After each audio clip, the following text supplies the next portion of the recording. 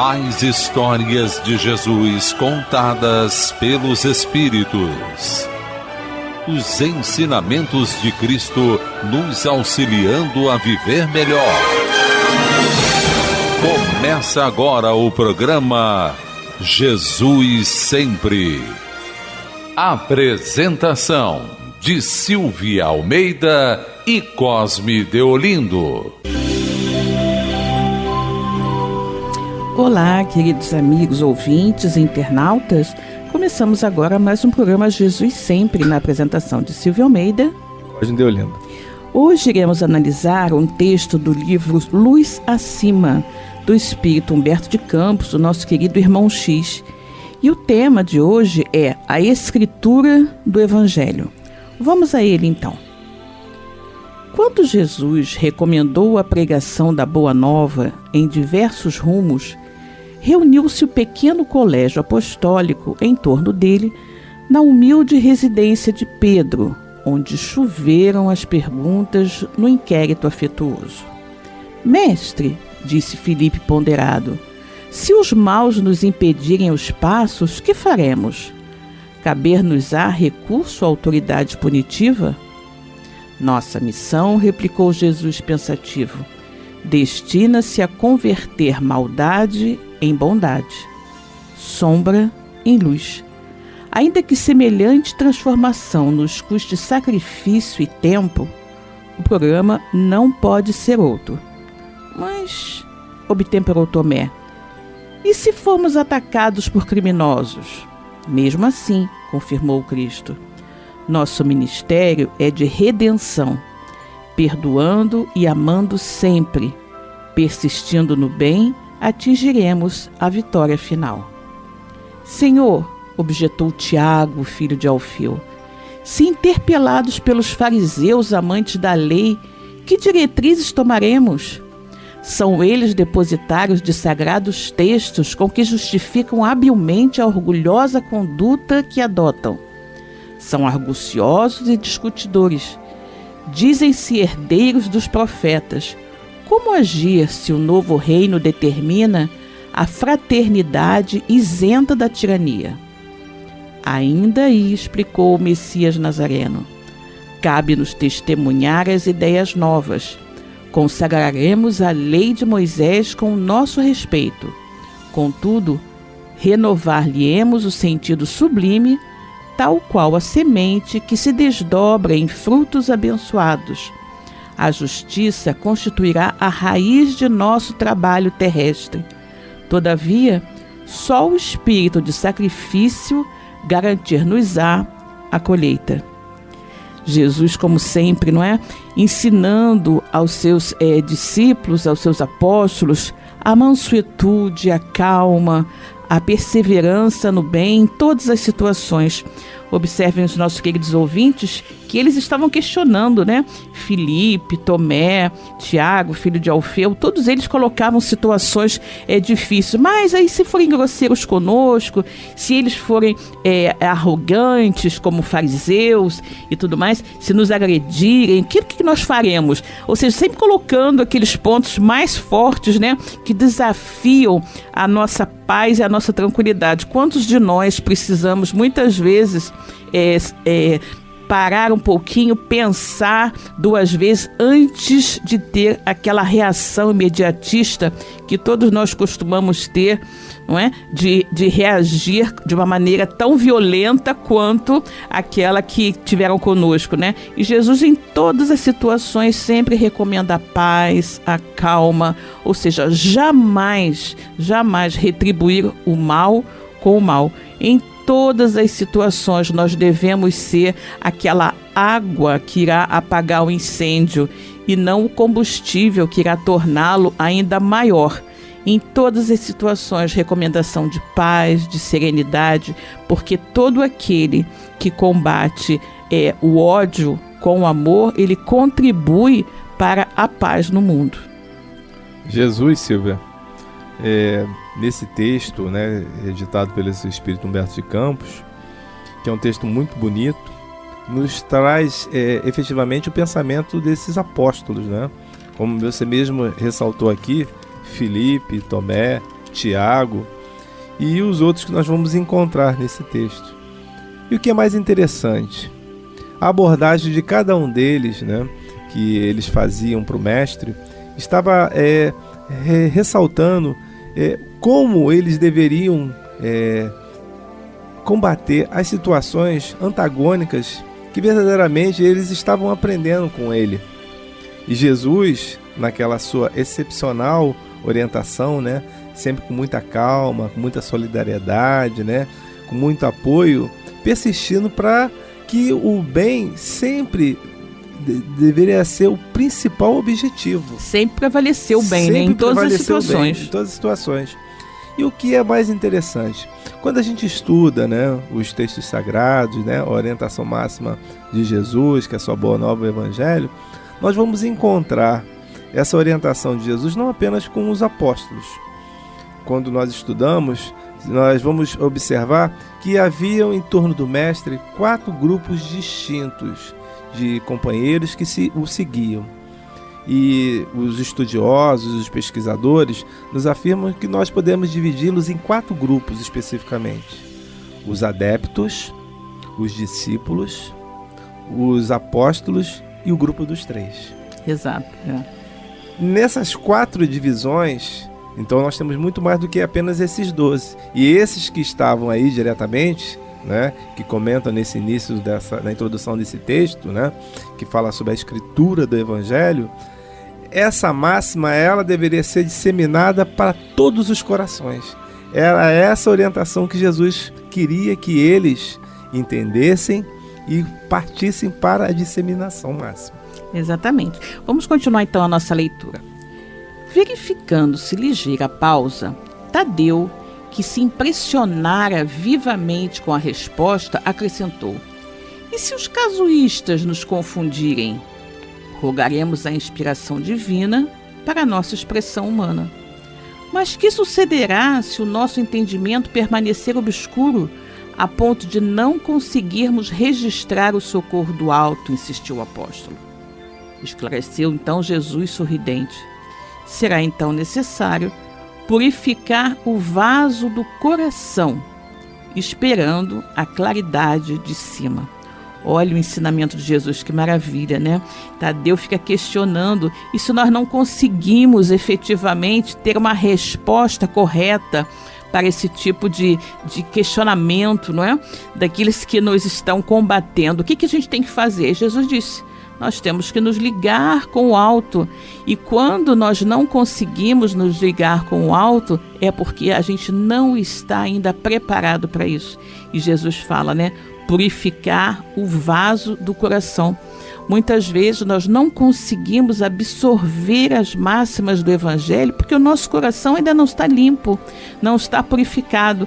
Não adianta você querer derramar as águas puras do Evangelho num vaso que está sujo, não é? Porque vai sujar e não vai ter o proveito que poderia ter. Então, primeiramente, para nós nos dispormos a receber e a vivenciar o Evangelho, nós temos que estar com o nosso coração purificado, o nosso coração livre de ressentimentos, livre de preconceitos, ou seja, o coração aberto para o amor e para os ensinamentos do Cristo. Exatamente, Silvia. E você veja que Tadeu pensava exatamente como muitas vezes nós pensamos. E se nós nos esforçarmos, por mais que nós tenhamos as forças vindas do nosso âmago, né, nós não conseguimos encontrar essa solução, né? Nós ainda continuarmos com os nossos pensamentos um pouco mais muito obscuros, um pouco distantes dessa orientação máxima do Mestre. E ele persiste, né, dizendo para Tadeu continuar na mesma intenção de conseguir isso. Por quê?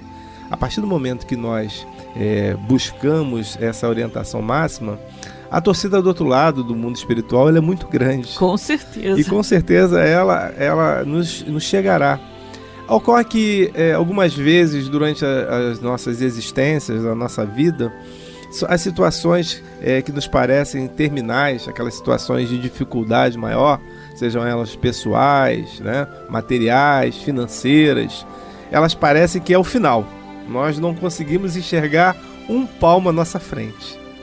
E o que Jesus está tentando colocar para o apóstolo, né, esse grande Judas Tadeu, é exatamente isso. Nós devemos persistir, continuar em frente, jamais titubeando naquilo que nós sabemos que é, na realidade, a nossa grande redenção.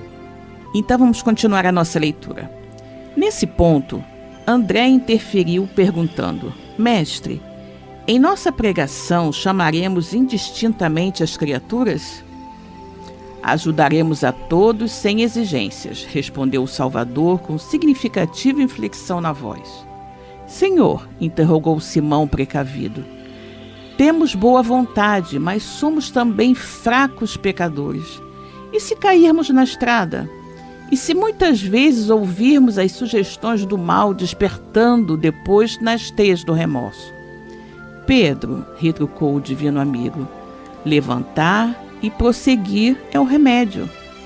No entanto, teimou o pescador, e se a nossa queda for tão desastrosa que impossibilite o reerguimento imediato? Rearticularemos os braços desconjuntados, remendaremos o coração em frangalhos e louvaremos o Pai pelas proveitosas lições que houvermos recolhido, seguindo adiante. E se os demônios nos atacarem? Interrogou João de olhos límpidos. Atraí-los-emos à glória do trabalho pacífico. Se nos odiarem e perseguirem, comentou Tiago, filho de Zebedeu, serão amparados por nós no asilo do amor e da oração.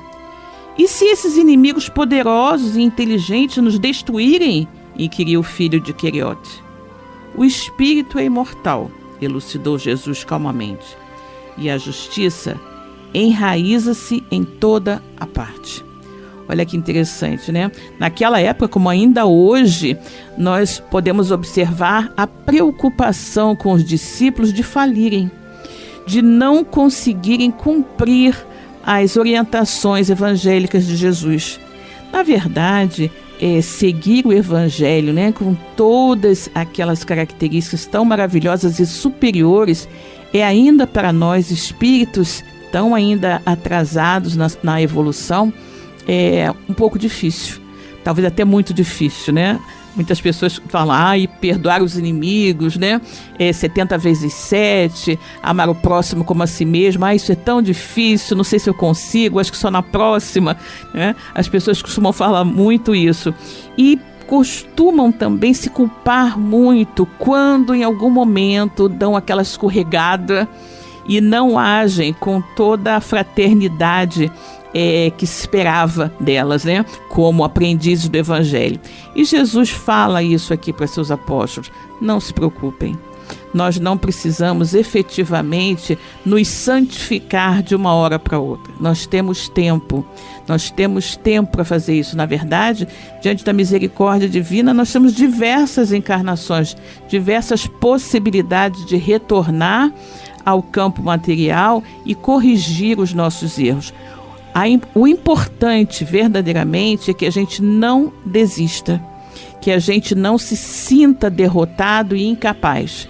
Devemos continuar sempre buscando nos melhorar, buscando corrigir as nossas falhas, buscando efetivamente fazer a nossa reforma íntima.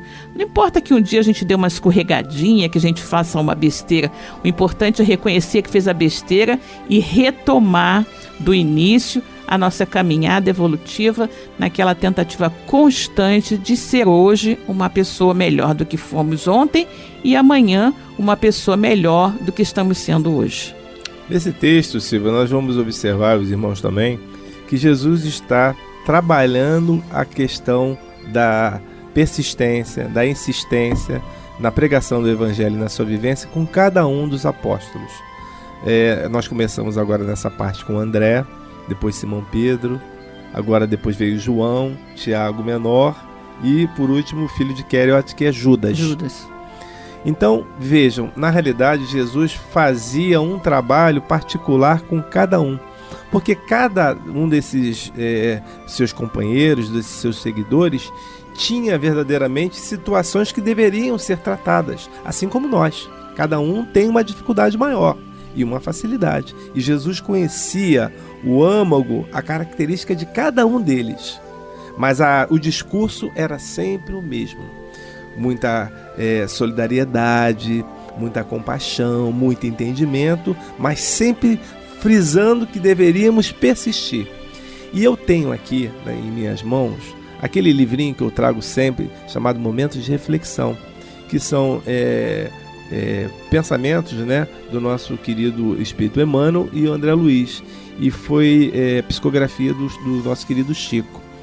Um pequeno texto aqui que ele fala sobre o tema esmorecer. Diz assim: basta plantes o bem para que o bem te responda. Para isso, no entanto, é imperioso agir e perseverar no trabalho, nunca esmorecer. Exatamente, né? Jamais esmorecer. Não importa a dificuldade, né? Temos que seguir em frente. O importante é não desistir. Bom, estamos apresentando o programa Jesus Sempre, hoje analisando um texto do livro Luz Acima, do Espírito Humberto de Campos, o nosso querido irmão X, e o texto se intitula A Escritura do Evangelho. Vamos então continuar a nossa análise. Foi então que Levi, homem prático e habituado à estatística, observou prudente: Senhor, o fariseu lê a Torá baseando-se nas suas instruções. O saduceu possui rolos preciosos a que recorre na propaganda dos princípios que abraça. O gentio, sustentando as suas escolas, conta com milhares de pergaminhos arquivando pensamentos e convicções dos filósofos gregos e persas, egípcios e romanos. E nós? A que documentos recorreremos? Que material mobilizaremos para ensinar em nome do Pai sábio e misericordioso? O mestre meditou longamente e falou: usaremos a palavra quando for necessário, sabendo, porém, que o verbo degradado estabelece o domínio das perturbações e das trevas. Valer-nos-emos dos caracteres escritos na extensão do reino do céu. No entanto, não ignoraremos que as praças do mundo exibem numerosos escribas de túnicas compridas, cujo pensamento escuro fortalece o império da incompreensão e da sombra. Utilizaremos, pois, todos os recursos humanos no apostolado, entendendo, contudo, que o material precioso de exposição da Boa Nova reside em nós mesmos. O próximo consultará a mensagem do Pai em nossa própria vida, através de nossos atos e palavras, resoluções e atitudes. Que linda lição do mestre, não é? O nosso querido irmãozinho pergunta: mas Senhor, onde é que nós iremos, em que iremos nos basear nele? Ele começa a falar: o fariseu lê a Torá, e os filósofos gregos leem os seus pergaminhos, isso e aquilo, e nós não temos nada, a gente vai se basear em quê? E aí Jesus dá uma sábia lição: nós vamos nos basear no material precioso de exposição da Boa Nova que reside em nós mesmos, né? Aí ele fala: o próximo consultará a mensagem do Pai em nossa própria vida, através de nossos atos e palavras, resoluções e atitudes. Ou seja, muito mais importante do que qualquer recomendação escrita é o exemplo. É como você conduz a sua vida. Você pode ser um representante, né, de algum segmento religioso, conhecer a fundo as Escrituras, conhecer a Bíblia, conhecer o Novo Testamento, o Velho Testamento, ou até mesmo os espíritas, né, conhecer o livro dos Espíritos de frente para trás, as perguntas, os números, isso e aquilo, mas não viver o Evangelho do Cristo. E o que realmente importa é a vivência dos ensinamentos. Se você busca viver conforme o Cristo recomendou, é isso que vale. As suas atitudes, o seu exemplo falará muito mais alto do que qualquer leitura de texto evangélico. Como você se comporta, como você age com relação aos seus companheiros de caminhada, isso equivale. o seu exemplo, a sua correção, a sua honestidade, a sua maneira reta de ser, é que vai demonstrar realmente que você é um seguidor do Cristo, que você é alguém que está buscando efetivamente viver o Evangelho de Jesus. Não basta conhecer o Evangelho, não basta, como eu falei, para nós espíritas sabermos o livro dos Espíritos de trás para frente, saber o número das perguntas, o que cada uma delas contém. O importante é que a gente tenha os postulados espíritas gravados em nossa mente e que vivamos de acordo com eles.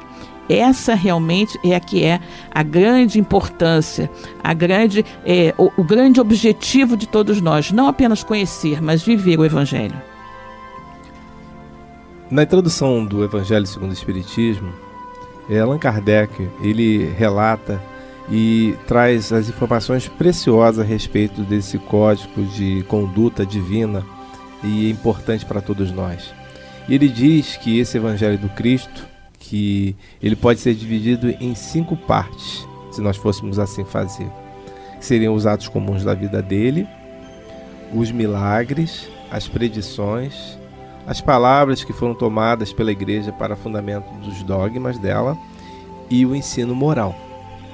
O ensino moral é exatamente aquilo que Jesus resume nessa resposta que ele dá para Levi, que depois se tornaria Mateus.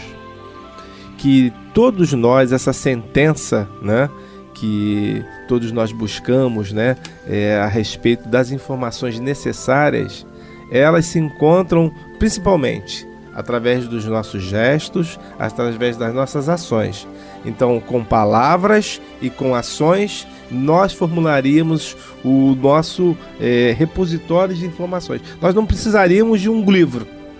Essas orientações de Jesus, a Boa Nova, que ele estava ali ditando para aqueles homens e que nos chegam às nossas mãos nos dias atuais, ele não formou livro algum, mas ele deixou através do seu exemplo, através das suas informações, que era muito mais importante que todos nós tivéssemos esse encontro com nós mesmos. Exatamente. Então, esse evangelho, onde ele está?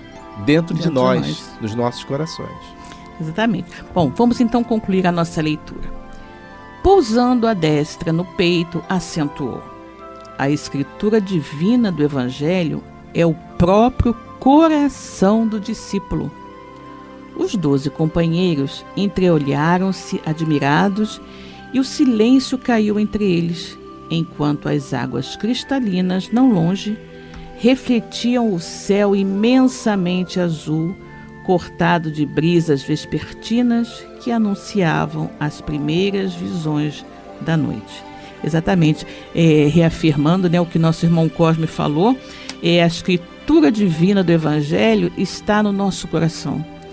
É o nosso comportamento, a nossa maneira de ser, a nossa busca pela melhoria, pelo nosso crescimento espiritual. Então é isso que nós devemos buscar, não é?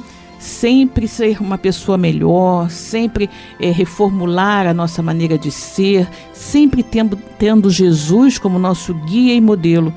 Eu sempre gosto de dizer que diante de qualquer situação, na dúvida de como agir, vamos pensar: o que Jesus faria? E a partir daí a resposta vai ser sempre correta, não é? Nós queremos aproveitar aqui para lembrar aos nossos irmãos, aos nossos queridos ouvintes, que o programa Jesus Sempre agora possui uma página no Facebook chamada Programa Jesus Sempre, e que nós desejamos muito ouvir a opinião de todos sobre o programa, bem como estamos prontos para responder a quaisquer questionamentos. Então, meus irmãos, que Deus esteja com todos vocês e que em seus corações esteja Jesus sempre. Esse é esse, Jesus sempre. A Rádio Rio de Janeiro apresentou o programa Jesus Sempre.